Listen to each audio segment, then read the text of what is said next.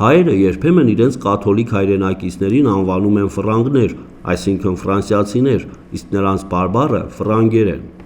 Բարբառը դա մշո բարբառն է, կառն ու բարբառն է, բայց տեղացիները ասում են ֆրանգերեն։ 21-րդ դարում մի քիչ աշխարհը ուրիշ էր, բայց ժամանակին այդ ֆրանկ հասկացողության վերաբերյալ բավականին վեճեր է եղել, կռիվներ եղել, թեկուզ եւ փորձել են մեկը մյուսին վիրավորանքի տեսքով ֆրանգ ավանել, բայց բացարձակ վիրավորանք չկա եւ ֆրանգ լինելը դա ոչ թե ազգություն է կամ կրոն է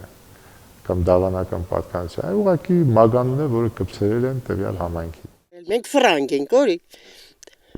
Իրեկած կապրել ենք, էլի։ Բայց ֆրանգը հայ չի։ Դե մեզ ասում, որ գնում են քաղաքական բան, ասում են դու ֆրանգ ես։ Ասում եմ ֆրանգ եմ, բայց պասպորտիս մեջ գրած որ հայ եմ։ Ինչ տարբերություն։